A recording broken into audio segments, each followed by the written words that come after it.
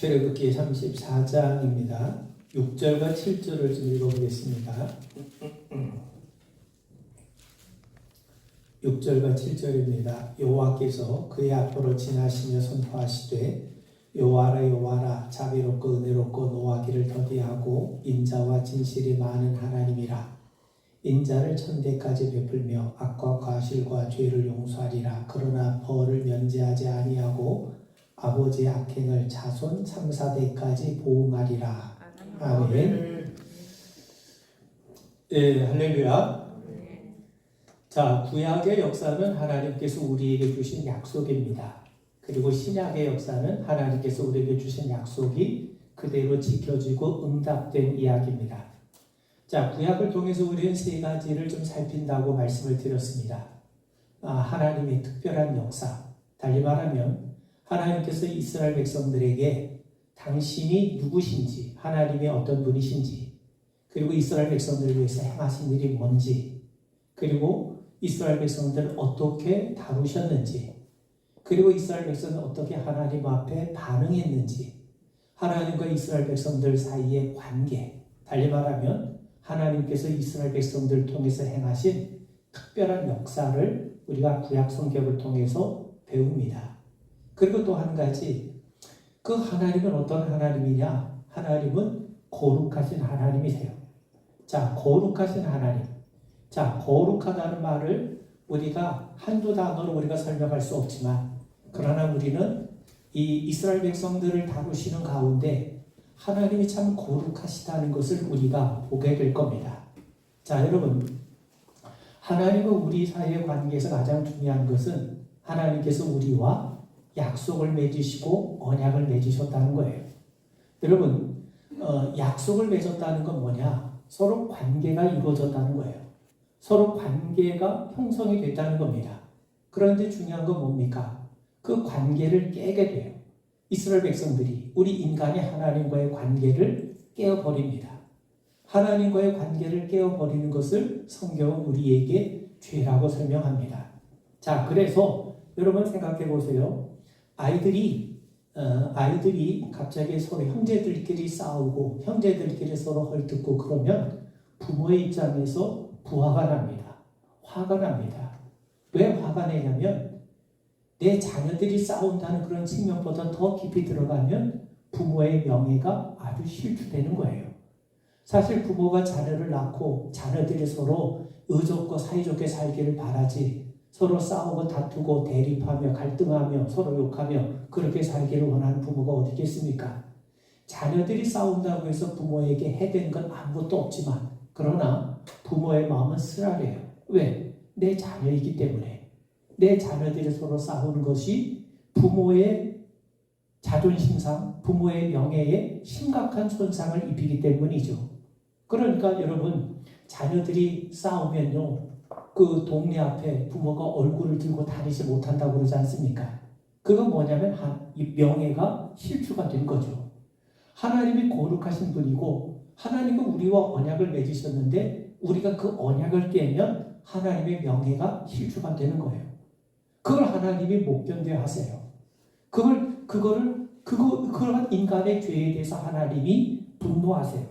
자, 그 말은 무슨 말이냐면 하나님이 우리와 무관하지 않으세요. 하나님이 우리에게 무관심하지 않으세요.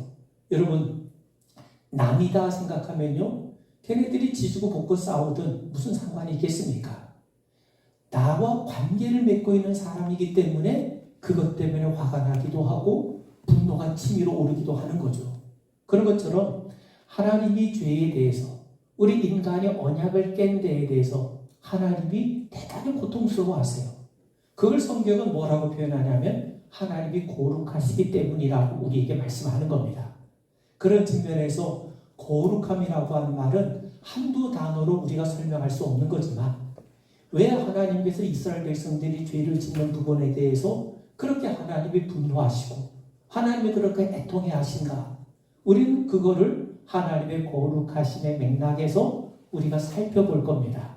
그런 측면에서 우리가 구약 성경을 읽으면 구약 성경은 하나님과 이스라엘 백성들과의 관계를 우리에게 말해주기도 하고 이스라엘 역사를 통해 하나님이 행하신 일도 우리에게 말씀해 주지만 동시에 이스라엘 백성들의 순종한 모습을 보면서 기뻐하시는 하나님과 그들이 하나님과의 언약을 깨었을 때 하나님이 진노하시고 분노하신 모습을 통해서 하나님의 거룩하심을 우리가 여기서 배우게 될 겁니다.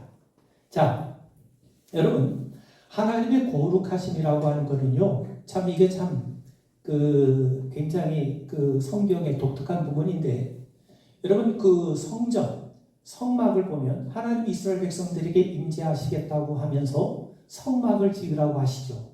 성막이라고 하는 것은 하나님의 거룩함을 우리에게 보여줘요. 뭐냐면 성막은요, 아무나 들어가지 못해요. 이스라엘 백성들만 성막 안으로 들어올 수 있어요. 그 성막 마당으로 들어올 수 있어요. 그러면 이방 사람들은 바깥에서 이스라엘 백성들이 성막 안에 들어가 있는 것을 바라볼 뿐입니다. 아무나 들어오지 못하고 이스라엘 백성들만 성막 안으로 들어올 수 있죠. 근데 성막 안에 보면은 성막 안에 성소라고 있어요. 그 성소는요, 우리가 아는 것처럼 성소에 들어가 보면 오른쪽에 떡상이 있고 그 맞은편에 등잔대가 있고 그 가운데에 우리가 아는 분향단이 있습니다. 이 성소 안에는 누구만 들어오냐면은 이스라엘 사람이라고 들어올 수 있는 게 아니라 거기는 제사장만 들어올 수 있어요. 그 제사장 아닌 사람들이 성소를 이렇게 엿보고 기웃거리다가 하나님 앞에 심판받을 수 있습니다. 그러니까 아무나 들어올 수 없는 거죠. 그리고 그 성소 안에도 우리가 아는 지성소가 있지 않습니까? 이 지성소는 네모난 상자인데 그 네모난 상자의 뚜껑이 보통 이제 아주 금으로 이렇게 만들어진 이 뚜껑은요, 2명의 천사들이 날개를 펴고 서로 얼굴을 마주하는 모습으로 있는데, 바로 이 법궤를 덮는 이 뚜껑을 우리는 뭐라고 하냐면 속죄판이라고 합니다. 그 자리에 하나님께서 임재하셔서 이스라엘 백성들 가운데 거하시겠다고 약속하셨어요. 그러니까 그 법궤의 뚜껑, 그 법궤를 덮는 그 뚜껑, 그 윗자리가 우리는 속죄소라고 부르기도 하고 시은소라고 부르기도 하고 시은좌라고 부르기도 합니다. 하나님이 임재하시는 자리, 거기에 1년에 한 차례 대제사장이 제물의 피를 뿌려가지고 죄를 용서받는다고 해서 속죄소라고 부르기도 합니다. 자, 거기는요, 1년에 단 한 차례 대제사장만 들어갈 수가 있어요. 그 지성소를 제사장이라고 하도 기웃거렸다가는 그 자리에서 하나님 앞에 심판을 받습니다. 뭘 여러분들에게 말씀을 드리려고 하냐면, 자, 여러분, 성막에서, 성막들에서 성소에서 지성소로 가는 자리는 아무나 들어갈 수가 없어요. 왜냐하면 그 지성소에 누가 거하세요? 야훼 하나님이 거하시기 때문에. 그러니까 이스라엘 백성들은 그 성막을 통해서, 그 성전을 통해서 야훼 하나님이 거룩하신 분이기 때문에 함부로 우리가 접할 수 없는 거라는 것을 가르치고 배우는 겁니다. 쉽게 얘기하면 이렇게 생각하시면 됩니다. 여러분, 집안에 있는 저게 뭡니까? 이제 형광등이 나갔다 그러면 누구든지 다 이게 갈 수가 있죠. 그런데 아주 고압선, 엄청난 전류가 흐르는 이 고압선은요, 아무나 못 만집니다. 그 괜히 잘못 엉성하게 만졌다가 거기서 고압전선에 감전돼서 죽을 수가 있잖아요. 이거는요, 아주 고도의 훈련을 받고 자격과 기술, 자격증을 갖고 있는 사람만이 그 고압전선에 손을 댈 수가 있는 거예요. 그런 것처럼 하나님이 거하신 곳으로 가까이 갈 때마다, 하나님이 임재하신 자리로 갈 때마다 거기는 엄청난 하나님의 거룩함과 영광이 있는 자리이기 때문에 아무나 함부로 들어갈 수가 없는 거예요. 그 자리에 괜히 무턱대고 들어갔다가는 고압선 잘못 만져가지고 거기서 감전되어 죽는 것처럼 하나님의 거룩함은 우리 인간이 그렇게 쉽게 만만하게 보일 수 있는 성질의 것이 절대로 아니라는 겁니다. 그걸 우리가 이 구약 성경을 통해서 배우게 될 겁니다. 그리고 이제 세 번째는 뭐냐면, 오늘 우리가 읽은 말씀 보면 하나님이 뭐라고 말씀하냐면, 자, 하나님은 거룩하고 공의로우시죠. 하나님은 사랑의 하나님이죠. 하나님은 원수까지도 사랑하시죠. 많은 사람들이 이제 그런 걸 물어요.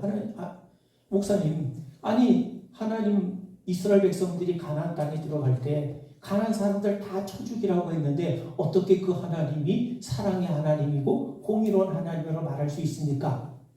그런데 여러분, 우리는 그 의미를 좀 아셔야 됩니다. 지금 그거는요, 누구에게 하신 말씀이냐면 이스라엘 백성들에게 주신 말씀이에요.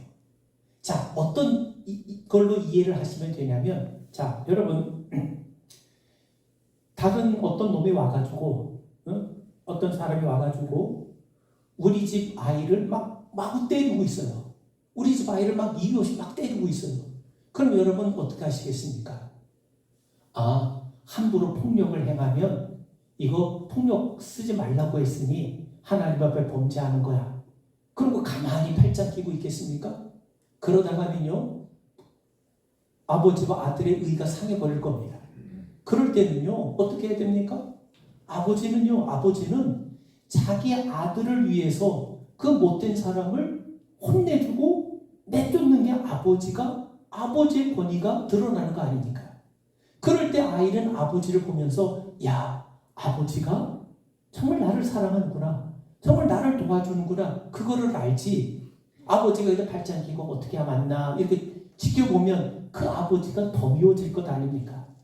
지금 하나님께서 이스라엘 백성들을 위해서 다른 나라 사람들을 이렇게 다른 민족들을 멸하게 하시고 하는 이 모습은 내 백성, 내 사람을 분명하게 이렇게 지키신다고 하는 하나님의 의지와 하나님의 이스라엘 백성들을 향한 그 사랑을 보여주는 그런 모습이에요. 우리가 앞으로 그 말씀을 우리가 살필 겁니다. 자, 그런데 오늘 성경에 보면 하나님께서 뭐라고 말씀하냐면, 자, 보세요. 6절을 보세요. 여호와께서 그의 앞으로 지나시며 선포하시되 여호와라 여호와라 자비롭고 은혜롭고 노하기를 더디하고 인자와 진실이 많은 하나님이에요. 인자를 천대까지 베풀며. 자, 여러분, 인자하심이라고 하는 거는요, 두 가지 의미가 있습니다. 인자하심은요, 조건 없는 사랑이에요. 그리고 또 한 가지는요, 책임지는 사랑입니다. 끝까지 책임을 지는 사랑을 성경은 인자하심으로 말씀해요. 하나님은 우리를 사랑하시되 그냥 사랑이 아니라, 그저 불장난 같은 사랑이 아니라 책임을 지시는 사랑인데, 그 사랑을 어디까지 베푸냐면 천대까지 베푼다. 천대라고 하는 것은요, 우리 자손의 천대를 의미하는 것이 아니라, 천이라고 하는 건 뭐예요? 완전수 아닙니까? 그러니까 하나님의 본래적인 성품 자체가 인자함이 넘치는 하나님이라는 거예요. 그러니까 하나님이 내 후손의 천대까지, 천대면 몇 년 걸릴지 모르겠습니다만, 내 후손의 천대까지를 하나님이 사랑하신다, 그런 차원이 아니라 인자를 천대까지 베푼다는 말은 하나님의 기본 성품이, 그분의 본래적인 모습이 인자하심으로 넘치신 분이다. 그런데 여기 보면 뭐라고 말씀하냐면 악과 과실과 죄를 용서한다고 하세요. 그런데 벌은 면제하지 않으신다는 겁니다. 자, 여러분, 하나님께서 말씀하세요. 하나님이 내가 너희들의 모든 죄는 용서하겠다. 그런데 그 죄에 딸린 벌은 내가 면제하지 않겠다라고 말씀하세요. 이게 우리의 문제입니다. 이게 성경이 풀어가는 핵심 수수께끼예요. 뭐냐면, 자, 보세요. 하나님이 뭐라고 말씀하냐면 내가 모든 죄는 용서해 주겠다. 그런데 그 죄를 지으면 그 죄에 따른 형벌이 있지 않습니까? 그 벌은 내가 면제하지 않겠다는 거예요. 이게 바로 구약의 수수께끼입니다. 구약의 수수께끼가 뭐냐면 하나님이 죄는 용서해. 그런데 그 죄에 딸린 벌은 용서할 수 없어. 면제하지 않는다. 그럼 이 딜레마를 어떻게 푸느냐 하는 거죠. 이게 바로 구약이 제기하고 있는 수수께끼고, 이 문제를 푸는 모습이 바로 예수의 십자가요, 신약 성경이에요. 자, 그런 의미에서 여러분, 지금 그렇다면 죄인들은 어떤 소망을 갖습니까? 이 죄인들은요, 어떻게 악을 용서하시면서 벌을 면제하지 않으실 수 있는가? 이것을 해결하시기 위해서 이 하나님이 약속하신 인물이 있어요. 그분이 바로 우리 그리스도인 겁니다. 그렇기 때문에 하나님께서 지금 죄는 용서하지만 죄를 지은 그 벌은 면제하지 않으시겠다고 하는 이 하나님의 거룩한 뜻을 어떻게 풀어갈 거냐? 이것을 풀어가는 모습이 바로 신약성경입니다. 자, 그래서 우리가 앞서 말씀드린 것처럼 우리는 구약을 통해서 우리는 세 가지를 우리가 보게 될 겁니다. 앞서 말씀드린 것처럼 이스라엘의 약속, 하나님이 이스라엘의 역사를 통해서 이스라엘 백성들이 어떻게 하나님과 관계를 맺으며 행해왔는지 이스라엘 역사를 이야기할 거고, 또 하나는 그 가운데 나타나신 하나님의 거룩한 성품에 대해서 우리가 살필 것이고, 그리고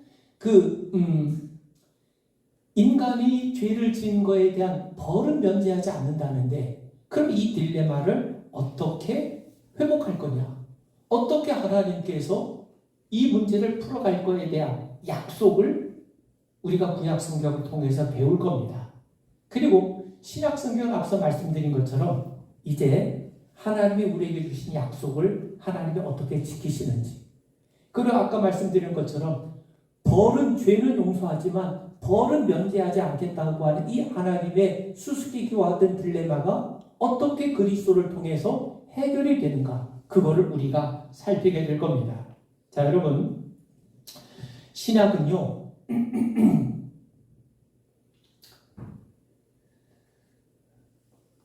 구약에서 하나님이 하신 약속을 하나님이 어떻게 지키시는가, 그걸 기록한 것이 신약입니다. 그런데 하나님이 약속을 어떻게 지키시냐면 우리에게 약속하신 한 분, 그리스도 예수를 통해서 그 약속을 이루세요. 그래서 여러분, 신약 성경은 크게 우리가 네 가지로 나눠볼 수 있는데, 신약은 복음서가 있죠.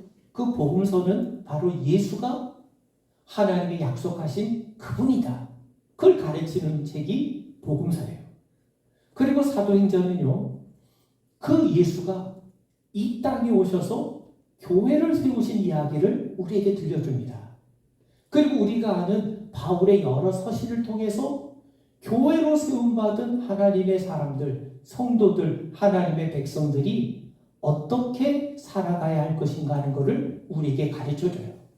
그리고 마지막 요한계시록을 통해서 하나님의 궁극적인 역사의 목적이 뭐냐, 하나님의 궁극적인 창조의 완성이 뭐냐, 바로 새 하늘과 새 땅이 이루어지는 것을 우리에게 말해줍니다. 자, 여러분,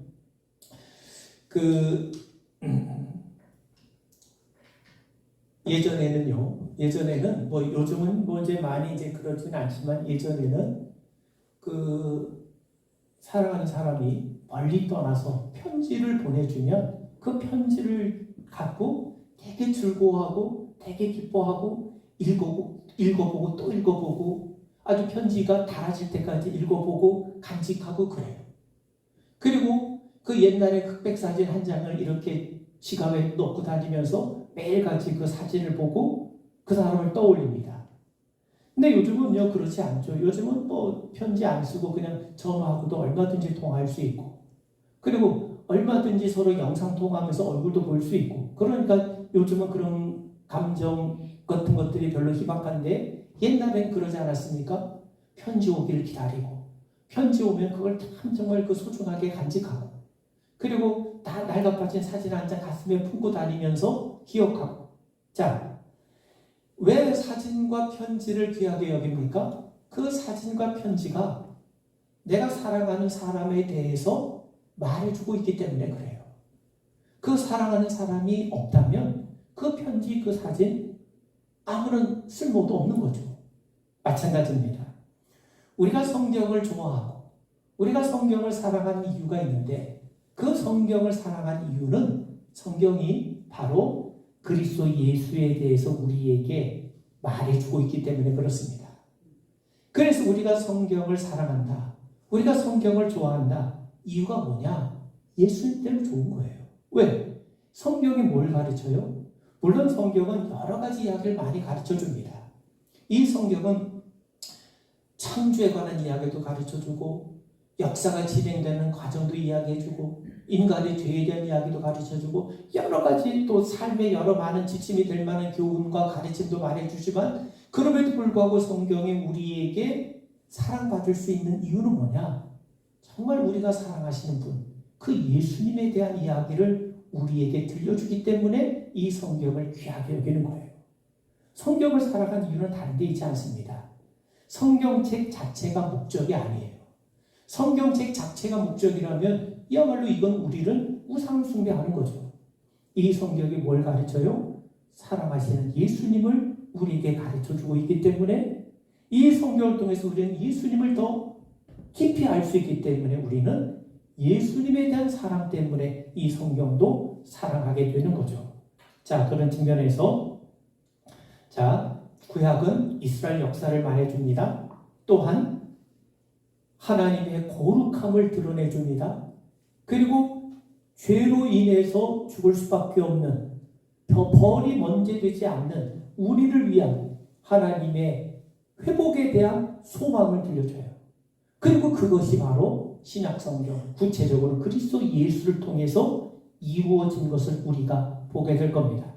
이제 그런 내용을 우리가 염두에 두면서 이제 그 성경이 우리에게 말씀하는 내용들을 한번 그 창세기에서 요한계시록까지 우리가 전부를 살필 수 있는 건 아니지만 그러나 대략적인 에베소서가 어떤 얘기인지 빌립보서는 어떤 얘기를 우리에게 들려주고 있는지 또 열왕기상은 도대체 뭘 우리에게 들려주고 있는지 욥기의 주제는 도대체 뭔지 욥기는 많은 사람들이 고난의 얘기를 하고 있는 것 같지만 사실은 욥기는 고난보다 더 뛰어난 걸 우리에게 얘기해주고 있어요.